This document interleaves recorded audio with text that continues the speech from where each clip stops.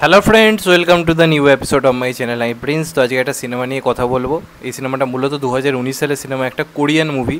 সিনেমাটার নাম হচ্ছে দ্য গ্যাংস্টার দ্য কপ আর দ্য ডেভিল। মানে পুরো সিনেমাটার নাম হচ্ছে the gangster the cop the devil. এবার এই সিনেমাটা রিসেন্টলি আমি দেখলাম।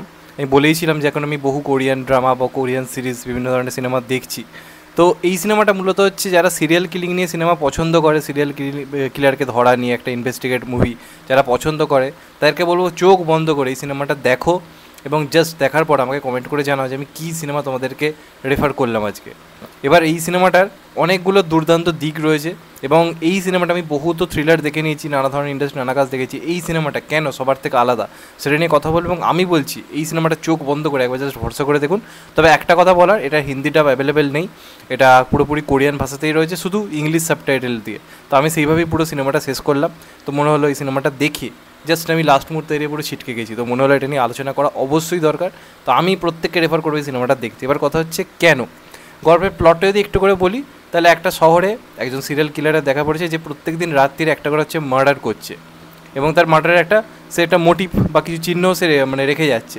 এবার সেটাকে ধরার জন্য আর কি যে গল্প, তাই নিয়ে হচ্ছে ব্যাপার। এবার এটা শুনে অনেকেরই মনে হতে পারে এরকম ধরনের গল্প তো আমরা বহু দেখেছি। আলাদাটা কী রয়েছে এখানেই হচ্ছে আলাদা। এখানে মূলত তিনটে চরিত্র রয়েছে, গ্যাংস্টার একজন, কপ একজন, আর একটা হচ্ছে ডেভিল অর্থাৎ যে ভিলেন। আর একটা ব্যাপার বলে রাখি, এই গল্পটাকে তো আলাদা করে স্পয়লারে অ্যালার্ট করার কোনো দরকারই নেই, কারণ এই গল্পে বহু আগেই তারা ভিলেনকে দেখিয়ে দেবে। এমন নয় অন্যান্য সিনেমার মতো যে লাস্ট অব্দি একটা ইনভেস্টিগেট হচ্ছে, কে আমরা খুঁজে বার করছি, তা নয়। তারা অনেক আগেই জানিয়ে দেবে এই সিনেমার ভিলেনকে, এবার ওকে খোঁজানি হচ্ছে গল্প। এবার কোথায় আলাদা এই সিনেমাটা, তো এই যে গল্পটায় যে একটা গ্যাংস্টার রয়েছে সে কিন্তু এই পুরো ব্যাপারটার পুরো সাক্ষী, যে আর কি ডেভিল, তাকে আর কি অনেক আগে গ্যাংস্টারটা দেখে ফেলেছে। এবার সাধারণত এই গল্পের ক্ষেত্রে কী হয় যে কপ ওই গ্যাংস্টারের সাহায্য নিয়ে ওর থেকে নানা রকম জিনিস বিবরণ জেনে ওকে খুঁজছেই হচ্ছে গল্পের প্যাটার্ন নানা রকম হয়ে থাকে। কিন্তু এটা ভাই কোরিয়ান ইন্ডাস্ট্রিতে সব কিছু ভাবনা চিন্তাই আলাদা। এখানে কেসটা অন্য জায়গায় গিয়ে পৌঁছেছে। এই যে ডেভিলটা, ওকে ধরার জন্য এই কপ আর এই গ্যাংস্টার ডন লি যে গ্যাংস্টারের চরিত্র প্লে করছে আর যে কপ হয়েছে, তাদের দুজনের মধ্যে লড়াই লেগে গেছে কে আগে ওকে ধরবে। এবং দুজনেরই কিছু মোটিভ রয়েছে।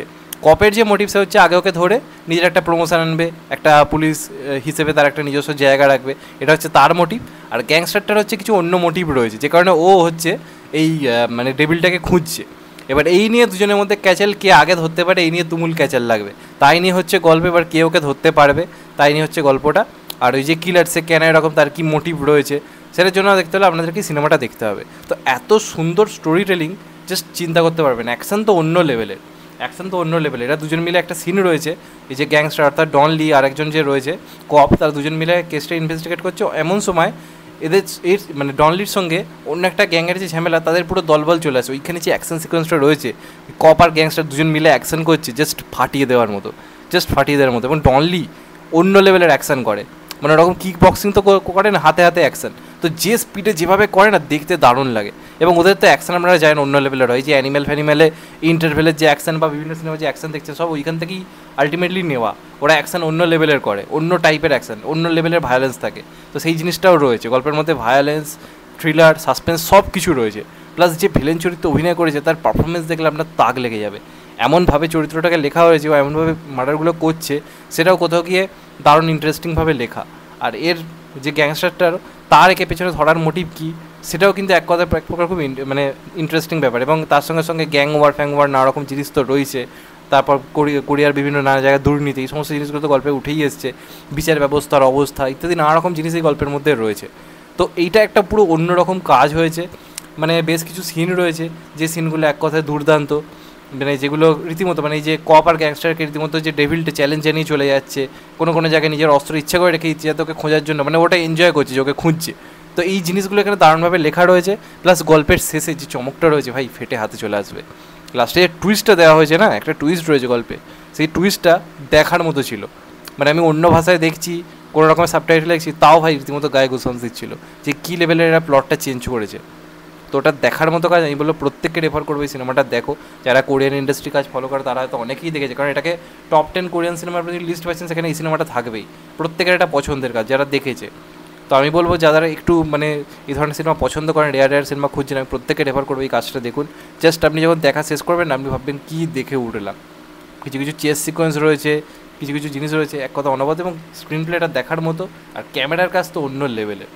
ক্যামেরার কাজ অন্য লেভেলের, আর পারফরমেন্স নিয়ে তো কিছু বলারই নেই।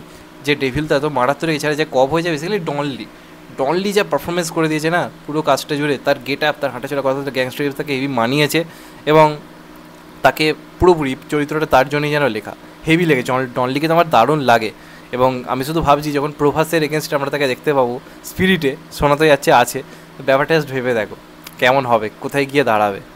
তো আমি বলবো প্রত্যেকেই সিনেমাটা দেখো। সিনেমাটার নাম the gangster, the cop, the devil. দেখিয়ে এসে আমাকে কমেন্ট করে জানাও। অবশ্যই সিনেমাটা দেখার পর আমি গ্যারেন্টি দিয়ে বলতে পারি তোমাদের সিনেমাটা মাথার মধ্যে থাকবে, এবং কমেন্টে এসো আমাকে জানিও যে আমার থেকে দেখে সিনেমাটা দেখে তোমাদের কেমন আলটিমেটলি মানে লাগলো সিনেমাটা শেষ পর্যন্ত। তো এটাই বলার, একটু অন্যরকম সিনেমা তোমাদেরকে রেফার করলাম, দেখো লাইফ টাইম একটা মানে সিনেমার লিস্টে সিনেমাটাকে রেখে দেবে, এটুকু আমি তোমাদের গ্যারেন্টিতে বলতে পারি। থ্রিলার সিনেমা দারুণ লাগবে, এবং আমার তো মাঝে মাঝে মনে হয় কোরিয়ান সিনেমা দেখা বন্ধ করতে পারেন। কোরিয়ান সিনেমা আপনি যদি দেখে ফেলেন, অন্যান্য ইন্ডাস্ট্রির সিনেমা আপনার খুব ফিকে লাগতে শুরু করবে, কারণ এরা এমনভাবে বানায়, এমনভাবে জিনিসটাকে প্রেজেন্ট করে, ভাষা আপনি বুঝতে পারছেন না, সাবটাইটেলে দেখি আপনি ঘরে বসে আপনি সিটি হাততালি মারছেন। আমি তো সিনেমার বেশ কিছু সিন থেকে আমি ঘরে বসে ছেঁচাচ্ছি, সিটি হাততালি এমনভাবে করা হয়েছে। আর দুজনের মধ্যে এই যে কপ আর গ্যাংস্টারের মধ্যে যে খুনসুটিগুলো, মজাগুলো, আমার তো মনে হয় শ্রীজিৎ মুখার্জি শেখা উচিত ছিল। এই যে দশম অবতার এলো, সেখানে প্রসেনজিৎ আর এই অনির্বাণের মধ্যে যে কোলাবোরেশনটা করা হয়েছিল ভালো ছিল, খারাপ না, কিন্তু এদের মধ্যে দেখুন আমি ভাষা বুঝতে পারছি না, অন্য ভাষা দেখছি, তাও কি ডায়লগ লেখা হয়েছে। মানে এর দুজনের মধ্যে কোনো একটা ডিল হচ্ছে, হঠাৎ করে দেখা যাচ্ছে ডনলি সেটাকে রেকর্ড করে রেখেছে।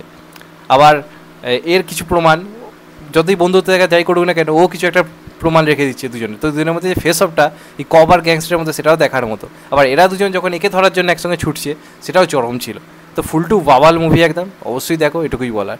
যাই হোক, চ্যানেলটা নতুন হলে চ্যানেলটাকে সাবস্ক্রাইব করে দিও অ্যান্ড কেটে দেবে লাইকন। ভালো থেকো সবাই, টেক কেয়ার, নমস্কার, আবার দেখা হবে। এখন তো বাই, সবাই ভালো থেকো, সুস্থ থেকো, টেক কেয়ার, নমস্কার, আবার দেখা হবে। ভালো থেকো সবাই, টেক কেয়ার।